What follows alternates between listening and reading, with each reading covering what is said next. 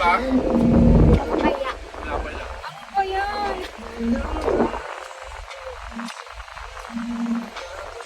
Hello mga kamari ko, welcome to our mini vlog. Another day, another food trip again. At iba nga ang cravings namin ngayon ni Daddy Janjan. Kaka-Facebook at TikTok mo yan.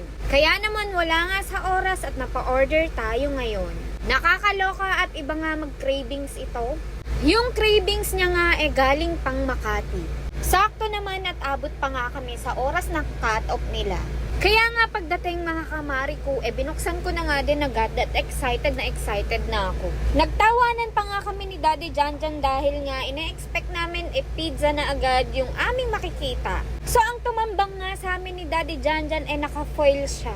So as usual naman, 'di ba, kailangan nga pag delivery, maayos ang food natin na darating sa atin. At hindi naman kami napahiya mga kamari ko dahil nga iyan.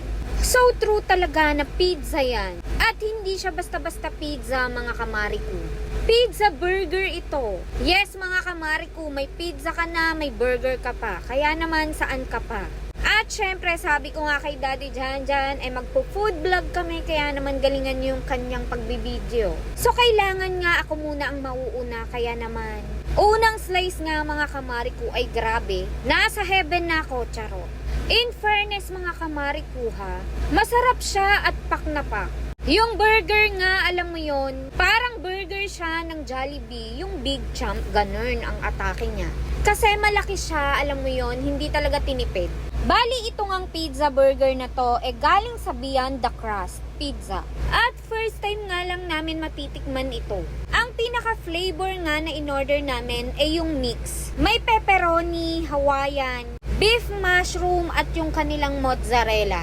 So sa isang pizza nga lang mga kamari ko, andun na lahat yung kanilang flavor. Saktong-sakto na pang merienda. At sa isang slice lang mga kamari ko, mabubusog ka na talaga. 10-inch nga ang size nitong pizza. Good for 5 bucks. 579 pesos nga ito. At ito na nga yung pinakabongga nilang flavors dahil nga lahat nandito na. So depende naman sa inyo mga kamari ko kung ano yung gusto nyong ordering. Para sa akin naman is 10/10. Sulit siya sa presyo niya. At talaga naman, sweet-sweetan nga kami at nagpapasubo pa nga ako sa Daddy Janjan. At sabi ko naman sa kanya, wag niya akong ipahiya sa inyo. For the vlog naman, minsan nga, sweet-sweetan din kami nito.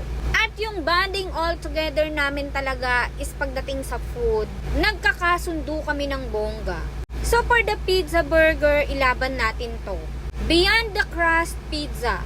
Bet na bet at uulit kami dito. Ito yung pizza na hindi talaga tinipid. For more food vlog, bye!